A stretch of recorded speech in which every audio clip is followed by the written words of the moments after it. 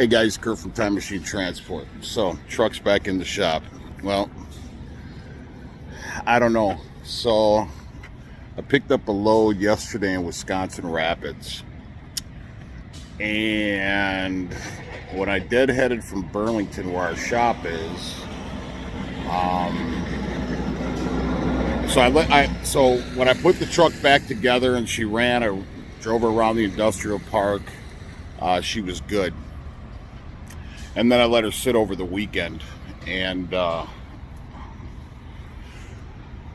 man, I'm a fucking nervous wreck on this thing. So, anyways,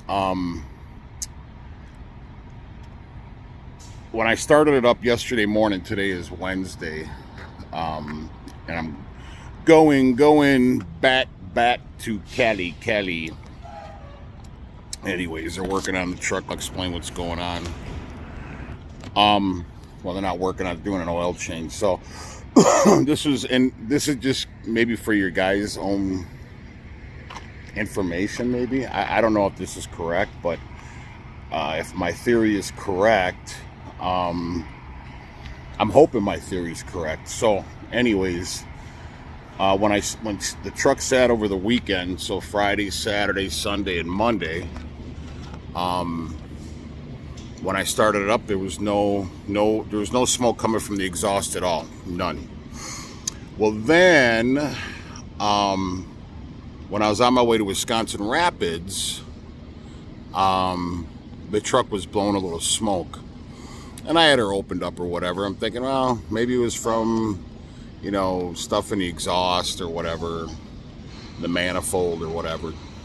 And it has new turbo and everything on it. I'm like, I don't know. So, anyways, I didn't really pay it any attention. And then, so I'm taking these aluminum bars. Hold on, I'll show you. Anyways, you can see it over there. I'm hauling these bars, and I'm probably about a little over 75,000 pounds truck, trailer, and load. So, anyways, they finally got me loaded yesterday late afternoon, early evening, and I was rolling. And then I got on I-90, and there's a little hill that goes from Wisconsin into Minnesota, and I was struggling going up this little hill, and I noticed that I was blowing smoke. Even though it was dark, I could see the headlights behind me, and that's one thing I don't like about mechanics, man. They have a fucking attitude. Like this dude that's doing the oil change right now, just a fucking attitude. Like, if you're not happy with your job, go get a job somewhere else, right? But anyway, so, and their systems are down. I'm in Portage, Wisconsin right now. I know I'm jumping around, but anyway, so I noticed from the headlights behind me and from the cars that I was blowing smoke, and I'm like, man, and it seemed like, I shouldn't have been putting up this little hill like I was. So that was concerning. So I shut down in St. Charles, Minnesota, and when I parked, I checked the oil, and the oil seemed pretty thin. Well, I just did an oil change before I left, but so everybody, if you're a subscriber to the channel, you know the problems I had with Jesus.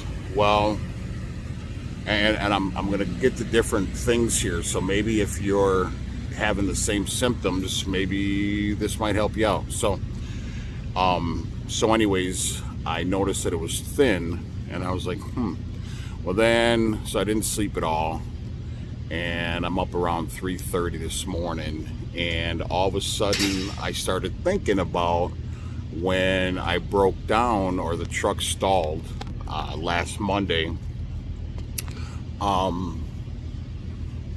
There was so it wasn't just because the truck died. Well, what happened was the truck died, and then I went to put my clutch in, and the clutch stayed all the way to the floor. Like, it would not spring back up. It literally just stayed all the way to the floor. So I had to call roadside service out, and I noticed I had a lot of blow by and everything, and the truck died and would not start back up.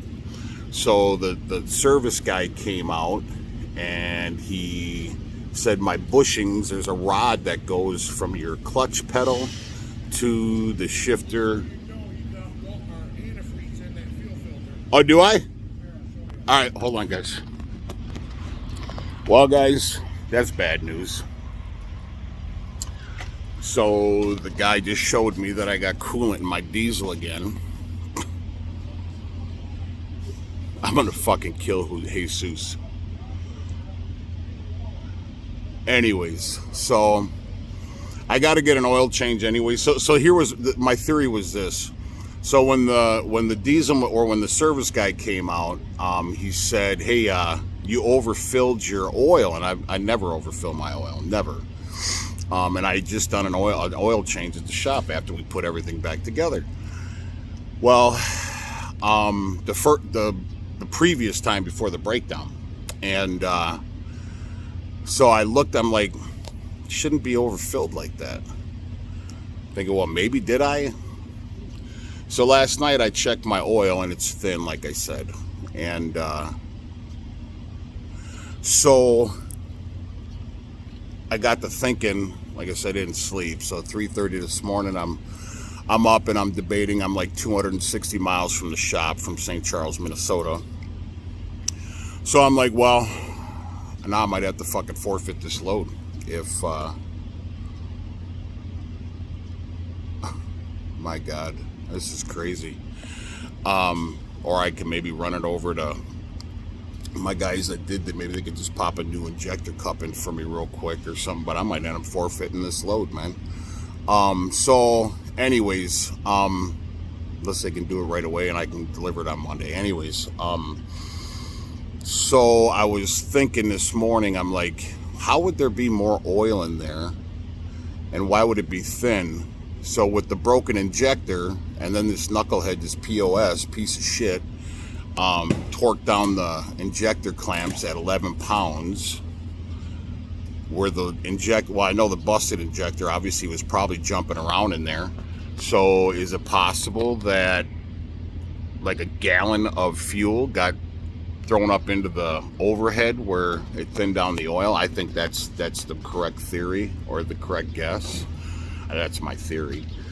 And so when I was blowing the exhaust, or the white smoke out of the exhaust, I was thinking, well, is there fuel in the oil, and is that it's pushing out of the exhaust or getting into the cylinders? I don't know. So anyways, now this guy just told me that and he just showed me I got diesel back in my fuel.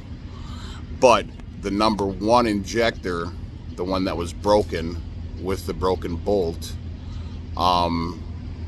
it was weird because it was almost like it was ovaled out. Like when I was running the motor top center, I couldn't fit a rounded rod down there. So I was like, that's weird. And then when I looked down in there, because the injector was probably jumping around in there, that it ovaled out the injector cup. So I just asked this guy, is that maybe a reason why there's now coolant getting into the diesel, into the fuel? He says possibly. That means I might have to pull this whole head again. I might have to pull this whole head again to do one injector cup. I'm going to be devastated if this happens. I'm going to be absolutely devastated. All this work for some fucking moron. So anyways, but he also said that it might just be a bad O-ring on one of the other injectors, the ones that I put back in. And like I said, they were all rebuilt initially, and then obviously I had to buy two more from Freightliner. And but I checked the other O-rings, but they all seemed intact. So I'm hoping that, I mean, I can't run with thinned out oil. Or maybe it's coolant in my oil, I don't know, but it would make sense that it's diesel. So because of the broken injector that was bouncing around in there and probably spraying fuel into my overhead. So anyways, so this is just the saga that continues, man. Oh, I'm sick. So anyways, if